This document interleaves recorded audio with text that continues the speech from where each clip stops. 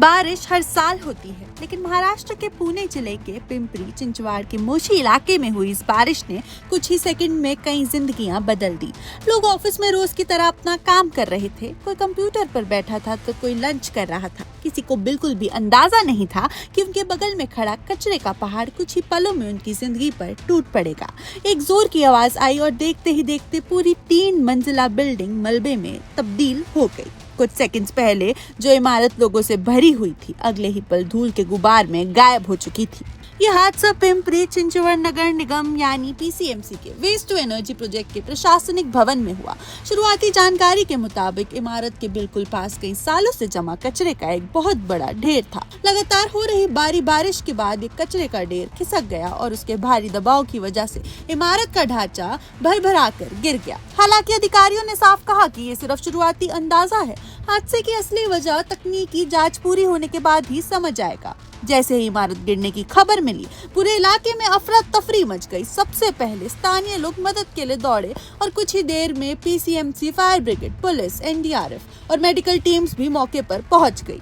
राहत और बचाव अभियान तुरंत शुरू कर दिया गया, लेकिन ये ऑपरेशन बिल्कुल भी आसान नहीं था। मलबा इतना भारी था कि हर कंक्रीट स्लैब और हर लोहे के सरियों को बहुत सावधानी से हटाया जा रहा था। रेस्क्यू टीम की सबसे बड़ी कोशिश यही थी कि अगर मलबे के नीचे कोई जिंदा फंसा हो तो उसे बिना किसी नुकसान के सुरक्षित बाहर निकाला जा सके। इसी वजह से ऑपरेशन में रफ्तार से ज्यादा सुरक्षा को तरजीह दी जा रही थी। इस हादसे के बाद सबसे बड़ा सवाल ये उठ रहा है कि उस वक्त बिल्डिंग के अंदर आखिर कितने लोग मौजूद थे। शुरुआती रिपोर्ट्स में अलग अलग आंकड़े सामने आए। कहीं से 13 लोग, 14 लोग के फंसे होने की बातें सामने आई, कहीं 16 लोगों का जिक्र हुआ और कुछ रिपोर्ट्स में ये आंकड़ा 19 लोगों तक भी पहुंच गया। दरअसल किसी भी बड़े हादसे के शुरुआती घंटों में अलग अलग स्रोतों से जानकारी मिलती रहती है, इसलिए आंकड़ों में अंतर देखने को मिलता है। प्रशासन ने फिलहाल किसी एक अंतिम संख्या की पुष्टि नहीं की है और कहा है कि रेस्क्यू ऑपरेशन पूरा होने के बाद ही आधिकारिक जानकारी दी जाएगी।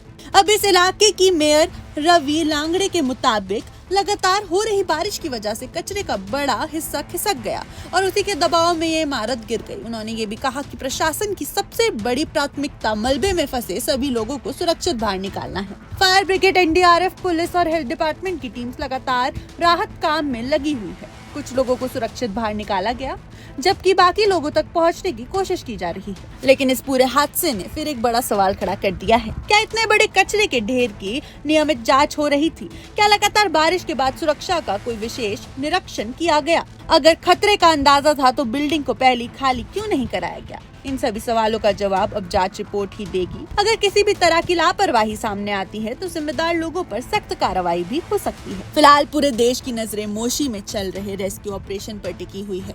हर गुजरता हुआ पल किसी के लिए उम्मीद लेकर आ रहा है तो किसी के लिए बेचैनी बढ़ा रहा है। दुआ बस इतनी है कि मलबे के नीचे फंसा हर शख्स सुरक्षित बाहर निकल आए। लेकिन यह हादसा एक बार फिर याद दिलाता है कि विकास सिर्फ बड़ी इमारतें बनाने का नाम नहीं, बल्कि उन इमारतों में काम करने वाले लोगों की सुरक्षा सुनिश्चित करना भी उतना ही जरूरी है।